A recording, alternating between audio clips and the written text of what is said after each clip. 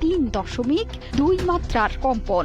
গত বছরও শক্তিশালী এক ভূমিকম্পের সাক্ষী হয় রাজধানী। 5.7 মাত্রার ভূমিকম্পের উৎপত্তিস্থল নরসিংদীতে, যা ছিল কয়েক দশকে দেশে হওয়া অন্যতম শক্তিশালী কম্পন।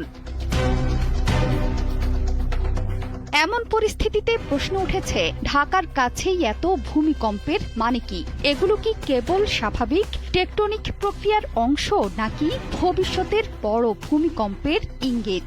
বাংলাদেশের অবস্থান ইউরেশিয়ান ও ইন্ডিয়ান প্লেটের সংযোগস্থলের মাঝামাঝিতে, অন্যদিকে বার্মিজ প্লেট। এই 3 প্লেটের সংযোগের কারণে দেশে বারবার ভূমিকম্প।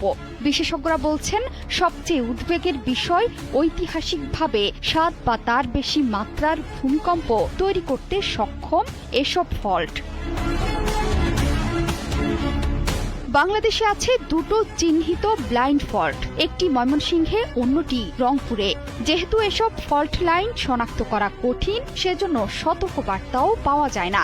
আর ঢাকার জন্য সবচেয়ে বেশি বিপজ্জনক হতে পারে এসব ব্লাইন্ড ফল্ট। সবচেয়ে ভয়ের ব্যাপার হলো, খুব কাছেই 7 মাত্রার ভূমিকম্প। এখন সেটি কখন আসবে তা নিশ্চিত করে বলতে পারছেন না বিশেষজ্ঞরা। তবে ধারণা করা হচ্ছে, এই ভূমিকম্প আসতে 20 বছরও সময় লাগতে পারে। বাংলাদেশে বড় কোনো ভূমিকম্প হলে ক্ষতি হতে পারে কয়েক বিলিয়ন ডলার। সেই সাথে লাখ লাখ মানুষের প্রাণহানির শঙ্কা তো আছেই। তবে মধুপুরের লালমাটির একই গড়নের যেসব এলাকা আছে, সেগুলো তুলনামূলক নিরাপদ।